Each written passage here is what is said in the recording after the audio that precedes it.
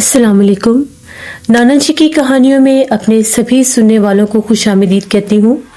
उम्मीद करती हूँ आप सब लोग खैरियत से होंगे, जहाँ होंगे खुश होंगे। और मेरे चैनल पर नाना जी की कहानियों को इतना पसंद करने के लिए आप सब लोगों का बेहद शुक्रिया। आज भी आप लोगों के लिए नाना जी की एक बहुत डरावनी और सबक आमोज कहानी लाई हूँ, जिसे आप लोग बहुत पसंद करेंगे। तो चलिए हेडफोन्स लगा लीजिए, सिलसिला शुरू करते हैं आज की नाना जी की खौफनाक कहानी का। सुल्फकार कहते हैं कि नाना जी बताते हैं कि एक दफा शाह साहब के पास पंजाब के एक बहुत खूबसूरत छोटे से गांव रोशनपुर से कुछ लोग आए। नाना जी बताते हैं कि उन्होंने वो रोशनपुर गांव देखा भी हुआ था, जहां पर मिट्टी के पुराने घर बने हुए थे, जहां लोगों की जिंदगी बिल्कुल सादी थी और वो एक रवायती जिंदगी गुजार रहे थे। उस गांव में लोग एक पुरसकून जिंदगी गुजार रहे थे। नाना जी कहते हैं वो गांव बिल्कुल अलग थलग था, यानी हर तरफ हरियाली, पुरसकून, खुशहाल लोग थे वहां पर। वहीं से वो लोग आए थे। तो वो कहते हैं कि बड़े परेशान हाल थे। शाह साहब के पास आए, एक नौजवान लड़की को लिया हुआ। उस नौजवान लड़की के पैरों में जंजीरें बांधी हुई थी। ये जिंदगी में पहली बार नाना जी कहते हैं कि मैंने मंजर देखा कि एक नौजवान लड़की के दोनों पैरों में जंजीरें थीं और उन जंजीरों को बकायदा दो लोगों ने पकड़ा भी हुआ था। उस लड़की को जब लेकर आए, उसको बिठाया, तो उस लड़की की बार बार ये कोशिश थी कि ये जंजीरें किसी तरह से टूटे और मैं यहाँ से भाग निकलूं। शाह साहब ने लोगों को बिठाया और पूछा, तो वो ये कहने लगे कि हम लोग रोशनपुर गांव से आए हैं और हम लोगों का घर जो है बिल्कुल गांव के आखिरी किनारे पर बनता है। हम लोगों के घर पर सब कुछ नॉर्मल था। बेशक वक्त के गुजरते हालात के साथ साथ घर बोसीदा और पुराना हो चुका था, लेकिन हम लोगों के घर में अभी भी सुकून बाकी था। वो एक बूढ़ी औरत थी जो अपनी एक नौजवान बेटी को लेकर आई थी। उसका ये कहना है कि हम लोगों के घर में आज से पहले कभी ऐसा कुछ भी नहीं हुआ। हम लोगों के घर के बिल्कुल बाहर एक बहुत बड़ा पुराना बरगद का दरख्त है।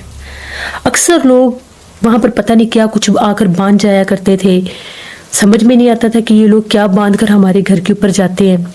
कभी हम लोगों ने खोल देना, कभी कोई धागा बांधा होता था, कभी कोई कपड़ा बांधा हुआ होता था, कभी काले रंग का कपड़ा, कभी काले रंग का धागा। ऐसी चीजें होती थी तो हम लोग उसको नजर आती थी तो उतार कर फेंक देते थे। लेकिन हमें नहीं पता था कि अब हमारे पर कौन सी आफत टूटने लगी है। एक दिन किसी ने हमारे दरख्त के ऊपर एक कपड़े की गुड़िया लटका दी। हमें नहीं पता था कि ये कोई आम गुड़िया है या क्या चीज़ है। हमने बड़ी कोशिश की कि उस गुड़िया को किसी तरीके से वहाँ से उतार सके। पहले तो वो नज़र ही नहीं आई। नज़र वो हमें तब आई जिस वक्त हम लोगों के घर में अजीबोगरीब मामलात शुरू हो गए। मुझे बिल्कुल भी नहीं पता था कि वो हम लोगों के ऊपर एक काले जादू का वार है। जैसे वो गुड़िया दरख्त पर लटकाई गई, मेरी बेटी सायरा, इसके साथ अजीबोगरीब वाक़यात होने लगे। हमारे घर में अजीबोगरीब वाक़यात होने लगे। अक्सर रात के वक्त कमरे की खिड़कियों पर दस्तक होने लग गई। अगर मेरी बेटी उठकर देखती थी तो ऐसे लगता था जैसे कोई काले रंग का वजूद गुजरा है, काले रंग का साया गुजरा है, लेकिन उसका कोई जिस्म नहीं है। मिट्टी के बर्तन, दूसरे बर्तन किचन में रखे होते थे जो खुद ब खुद गिरने लगते थे।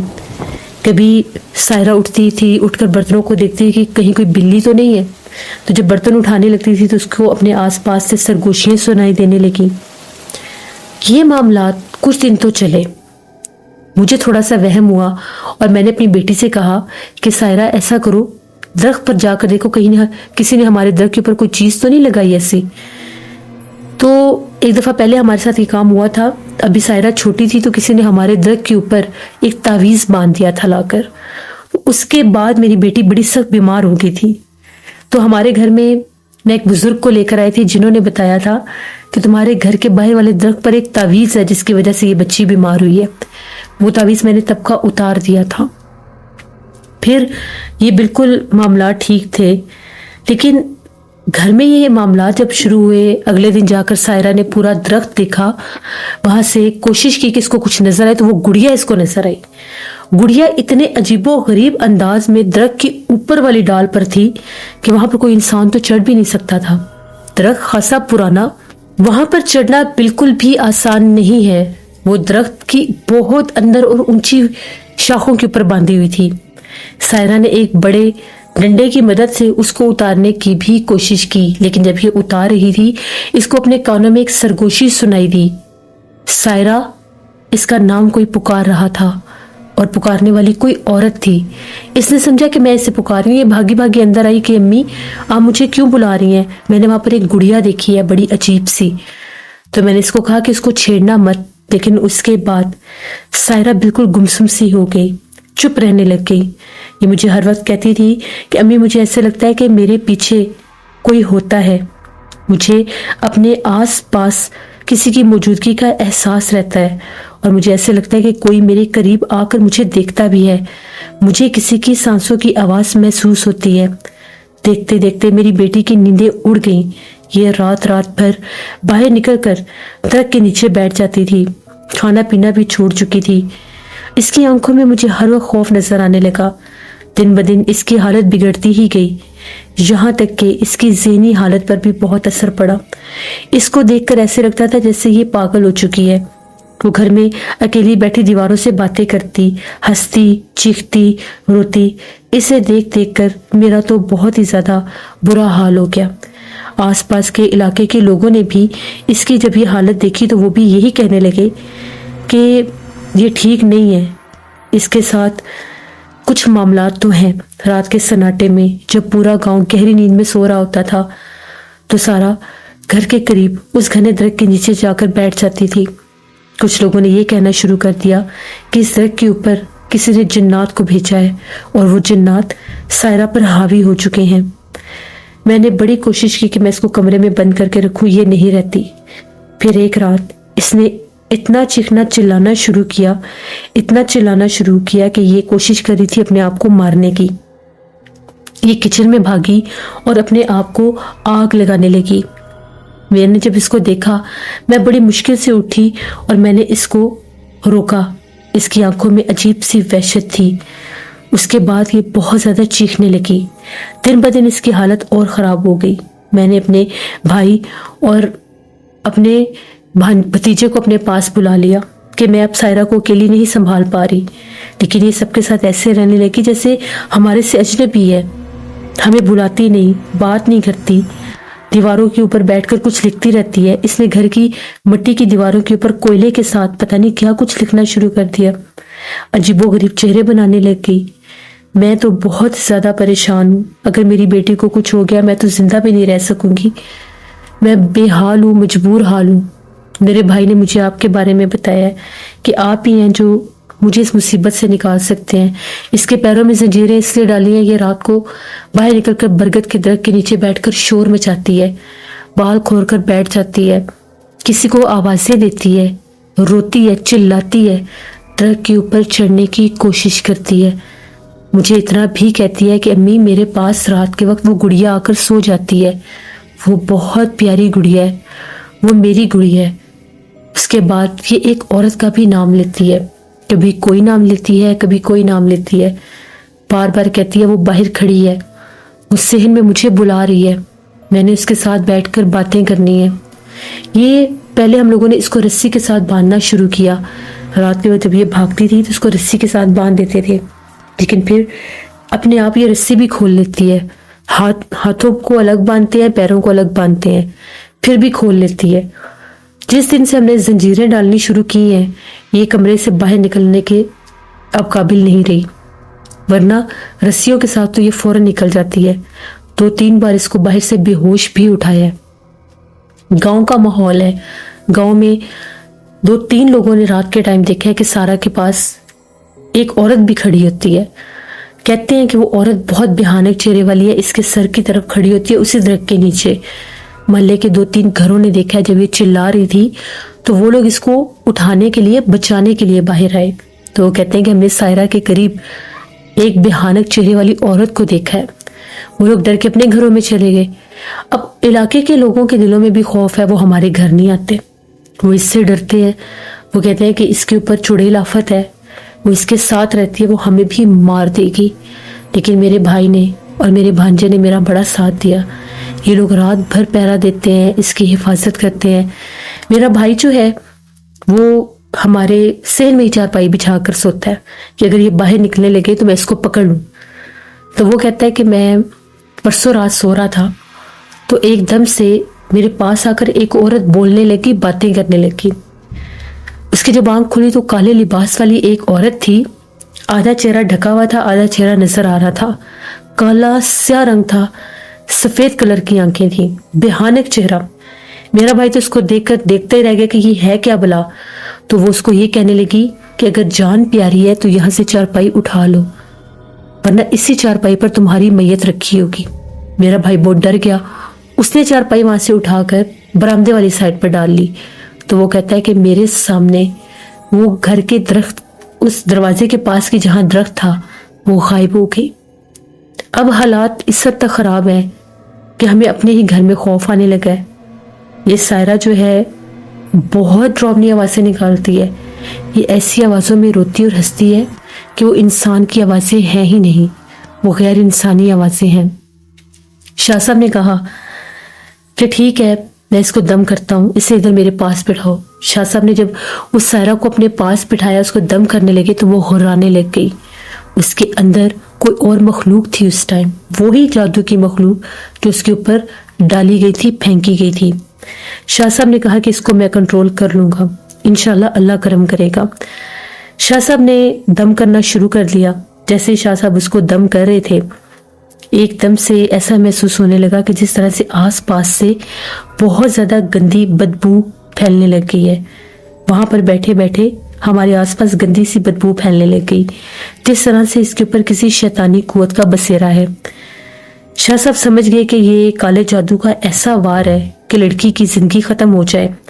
شاہ صاحب اپنی اسی روحانی عمل میں پڑھائی کر رہے تھے. شاہ صاحب نے جیسے اس کے اوپر پھونک ماری اور شاہ صاحب نے پوچھا کہ کون ہو تم، کیا چاہتی ہو، تو جیسے وہ مخلوق اس کے جسم میں بولنے لگ گئی اور اس نے یہ کہا کہ مجھے جادو کے ذریعے سائرہ پر بھیجا گیا ہے اور میں اس کے گھر پر قابض ہونے کے لیے آئی ہوں، میں اس کو نہیں چھوڑوں گی. اس کے اندر سے ایک اور مخلوق کی آواز گونج رہی تھی، وہ سائرہ کی آواز نہیں تھی. اس نے یہ کہا کہ میں اس کو جان سے ماروں گی، میں جادو کے ذریعے آئی ہوں، یہ صرف میری ہے، یا تو میں اس کو مار دوں گی اور اس کے گھر کو بھی جلا دوں گی. شاہ صاحب نے کہا کہ تمہیں کس نے بھیجا ہے؟ تو اس بات کے اوپر وہ جھوٹ بولتی رہی، کبھی کسی کا نام لیتی، کبھی کسی کا نام لیتی، کیونکہ یہ جو سائے کے ذریعے مخلوقات بھیجی جاتی ہیں یہ اصل اس انسان کا نام اس وقت نہیں بتاتی جب کوئی عامل ان کو حاضر کرتا ہے. شاہ صاحب نے کہا کہ تمہارا بھی بندوبست میں کر لوں گا. شاہ صاحب نے اسی وقت سائرہ کے گلے میں تعویذ، ایک اس کی ماں کو کہا کہ اس کے گلے میں یہ تعویذ باندھو. جب انہوں نے اس کے گلے میں تعویذ باندھا تو اس کو دورہ پڑ گیا، اس کے ہاتھ پاؤں ٹیڑھے ہو گئے اور وہ بے ہوش ہو گئی. شاہ صاحب نے کہا کہ تعویذ اس کے گلے میں ہی رہے گا، میں آپ لوگوں کے ساتھ جاؤں گا اور اپنی نگرانی میں میں وہاں سے وہ جو جادو کی مخلوق ہے اس کو نکال کر آؤں گا. شاہ صاحب اور ہم سب روانہ ہوئے ان کے گاؤں کی طرف. گاؤں تھا جیسے میں نے بتایا کہ خوبصورت گاؤں تھا، چھوٹا سا خوشحال گاؤں تھا. وہاں پر جب پہنچے لڑکی ابھی بھی بے ہوشی تھی. شاہ صاحب نے کہا کہ آج اس کو انشاءاللہ یہاں سے نکال کر ہی جانا ہے. جیسے ہی شاہ صاحب اس درخت کے نیچے پہنچے انہوں نے وہاں پر اپنی پڑھائی شروع کر دی. جیسے ہی شاہ صاحب پڑھائی کر رہے تھے وہ جو مخلوق تھی، وہ جو گڑیا تھی، ایک دم سے ایسا لگا جیسے اس کو اوپر سے کسی نے کاٹ کر نیچے پھینک دیا. شاہ صاحب نے اس گڑیا کو اٹھایا تو وہ جو گڑیا تھی ایک دم اس میں جیسے حرکت سی ہونے لگ گئی، ایسے جیسے وہ مدھم مدھم سی چیخیں سنائی دینے لگ گئی آس پاس سے، اور ایسے لگ رہا تھا جیسے وہ جو گڑیا ہے اچھلنے لگ گئی، کیونکہ اس کے اوپر وہ مخلوق حاوی تھی، اس کے اندر ہی تو انہوں نے قید کر کے بھیجی تھی. شاہ صاحب نے اسی وقت اپنا عمل پورا کیا، گڑیا کو ایک کپڑے میں لپیٹا، کالے رنگ کے کپڑے میں لپیٹنا شروع کر دیا. 7 سے 8 تہہ اس کے اوپر لگائے. وہاں سے اٹھ کر اس درخت سے دور جیسے انہوں نے اس کے اوپر وہ کپڑا لپیٹا اس میں سے دھواں نکلنے لگ گیا. اس درخت سے تھوڑا دور شاہ صاحب نے کچھ لکڑیوں کی آگ جلوائی اور اس دہکتی آگ میں اس گڑیا کو ڈال دیا گیا. जैसे ही शाह साहब ने उस गुड़िया को उसके अंदर डाला तो फिर से वही चीखें गूंजने लग गईं और वो चीखें गूंजती गूंजती बहुत ज्यादा तेज होने लग गईं। एकदम से वही खौफनाक चीख गूंजी और फिर सन्नाटा हो गया। उसके बाद जब उसकी राख बनी तो शाह साहब ने वो राख एक और काले रंग की पोटली में बंधवा दी और कहा कि इसको गांव के ऐसे पुराने कुएं में फेंकना है जहां पर पानी ना हो और जो कुआं पूरी तरह से वीरान और सुनसान हो गया हो। फिर गांव के कुछ लोगों ने बताया कि यहाँ पर गांव की बिल्कुल आखिरी हदूद पर कब्रिस्तान के करीब एक पुराना कुआं भी है। उस कुएं में किसी जमाने में पानी होता था, लेकिन अब वो कुआं पूरी तरह से सूखा पड़ा है। उस कुएं के करीब कोई भी नहीं जाता, कब्रिस्तान के पास होने की वजह से। शाह साहब ने कहा कि उस कुएं में ही इस राख को फेंकना होगा। फिर शाह साहब गांव के उन लोगों के साथ खुद रवाना हुए और पूरे रास्ते में वो पढ़ाई करते गए और उस कब्रिस्तान वाले पुराने कुएं की तरफ बढ़ते गए। शाह साहब ने वहां पर जाकर पढ़ाई की। पढ़ाई करने के बाद उस कुएं के अंदर उस राख को फेंक दिया गया और शाह साहब ने कहा, सायरा की माँ भी साथ थी। उसको ये कहा कि 7 दफा अपने हाथ में मुट्ठी में मिट्टी को लेकर उस कुएं में फेंक दो। तभी सायरा की माँ ने वहां से 7 मिट्टी की हथेलियां भर भर के उसके अंदर फेंकी। फिर शाह साहब ने उस कुएं के ऊपर हिसार बांध दिया और कहा कि अब ये जादू की मखलूक हमेशा के लिए इस कुएं में कैद हो चुकी है, लेकिन जब आप लोगों ने यहाँ से वापस पलटना है तो बिल्कुल भी मुड़कर नहीं देखना। नाना जी कहते हैं कि जैसे ही सब लोग वहां से वापस पलटे तो उस पुराने वीरान कुएं में से सायरा के चीखने की आवाजें आ रही थी। सायरा बार बार अपनी माँ को पुकार रही थी और ये कह रही थी कि अम्मी मुझे साथ लेती जाओ, मुझे छोड़कर क्यों जा रही हो। जिस पर शाह साहब ने सायरा की माँ को ये कहा कि गलती से भी पीछे पलट कर नहीं देखना, ये सायरा की आवाजें नहीं है, सायरा अपने घर में मौजूद है। वहां से होकर जब वो लोग वापस घर पहुंचे तो सायरा होश में आ चुकी थी और वो बहुत ज्यादा निढाल हुई थी, आंखों के नीचे गहरे हल्के, जिसको देखकर ऐसा लग रहा था कि वो जमाने कदीम से कोई बीमार मरीजा है। उसकी माँ ने जब उसे देखा, उसके पास गई तो अपनी माँ से लिपटकर रोने लग गई और कहने लगी कि अम्मी मुझे बचा ले, मुझे खौफनाक चेहरे वाली औरत रात भर डराती है, उसका साया मेरे आस पास मंडलाता है। मैं जब कभी भी खड़ी होती हूँ तो मुझे दीवार पर अपने साये के साथ एक और साया नजर आता है। वो मेरे पीछे रहती है और मुझे बार बार यही कहती है कि मैं तुम्हें अपने साथ लेकर जाऊंगी। जब मैं सोने की कोशिश करती थी तो वो मुझे ख्वाब में नजर आती थी। ख्वाब में वो बिल्कुल मेरे करीब खड़ी होकर एक कपड़े की गुड़िया के ऊपर तावीज बांधती थी, फिर उसके ऊपर सुई लगाती थी और कहती थी कि देखो मैं तुम्हें इसके अंदर कैद कर रही हूँ। मुझे बिल्कुल भी नहीं पता कि मेरे साथ क्या होता रहा है और मैं क्या करती रही हूँ। तो सायरा की माँ ने कहा कि अब मुसीबत टल चुकी है, अब तुम्हें डरने की जरूरत नहीं है, शाह साहब ने तुम्हारे ऊपर से उस मखलूक को उतार दिया है। शाह साहब ने उसके बाद बरगद के उस पेड़ के ऊपर भी हिसार बांध दिया और गांव वालों को ये तनबीह की कि दोबारा कोई भी इस घर के ऊपर कभी भी आकर इस दरख्त के ऊपर कोई चीज ना बांधे। गांव वालों ने सिरे से इनकार कर दिया कि हम लोगों ने कभी भी इस दरख्त पर आकर कुछ नहीं बांधा। इस दरख्त के ऊपर एक औरत और एक आदमी आते हैं रात के पिछले पहर में, वो कुछ बांध कर जाते हैं। कभी कभी वो एक मोटरसाइकिल पर आते हैं और कभी कभी वो पैदल होते हैं। गांव के बहुत से लोगों ने उन्हें देखा भी और एक आदमी ने ये कहा कि मैंने उनसे मुखातिब होकर बात करनी चाहिए, तो वो लोग वहां से भाग गए थे। बादी अज़ां कुछ अरसे के बाद वो लोग सायरा को लेकर वापस आए शाह साहब के पास। शाह साहब ने दम किया। सायरा की माँ, मामू और उसका भांजा भी साथ था। तो जब उन्होंने दम किया शाह साहब ने, तो अब वो बेहतर थी, लेकिन सायरा की माँ का ये कहना था कि बरगद के दरख्त के ऊपर से अभी भी रात को किसी के हंसने की आवाजें आती हैं। वो हंसने की आवाजें बहुत डरावनी होती हैं। हमें समझ में नहीं आ रहा कि सायरा को अब कोई साया नजर नहीं आता, सायरा को अब कोई भी नहीं पुकारता, लेकिन वो आवाजें अभी भी वहां पर सुनाई देती हैं। आपने कहा था कि इस अमल के 11वें दिन जिसने सायरा पर वार किया होगा उनके घर में कोई मुसीबत आ जाएगी। हमारे दूर के एक रिश्तेदार हैं, उनके पूरे आधे घर को आग लग गई। وہ کہتے ہیں کہ ہمیں پتہ ہی نہیں، جب ہمیں خبر ملی تو ہم لوگ ان کے گھر سے ہو کر آئے تھے، تو ان کا یہ کہنا تھا کہ ہمیں بالکل بھی پتہ نہیں چلا کہ کس طرح سے ہمارے گھر کے آدھے حصے میں آگ لگ گئی، جس میں ان کا بہت سا سامان بھی جل گیا، اور اس گھر کی جو وہ عورت اور آدمی دونوں بیمار ہیں۔ کیا یہ وہی لوگ ہیں؟ شاہ صاحب نے پڑھائی کر کے کہا کہ یہ وہی لوگ ہیں۔ ان کے ساتھ آپ لوگوں کا ایسا کون سا مسئلہ ہے؟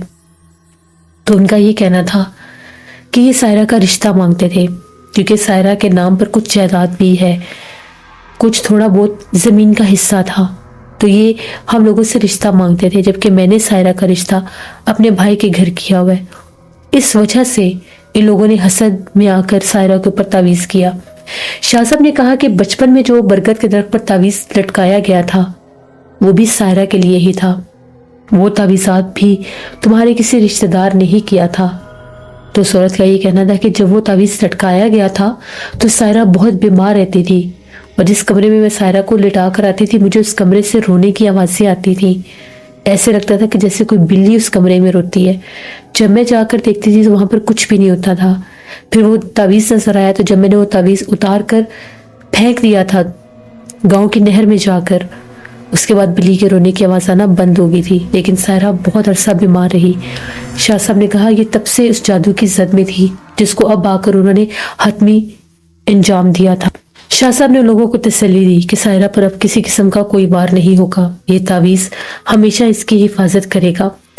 یہ 7 کیل لے جاؤ اور ان کو جا کر برگد کے پیڑ میں گاڑ دو، 2 کیل جو ہے اوپر کی طرف اور باقی کے 5 کیل جڑ میں لگا دو۔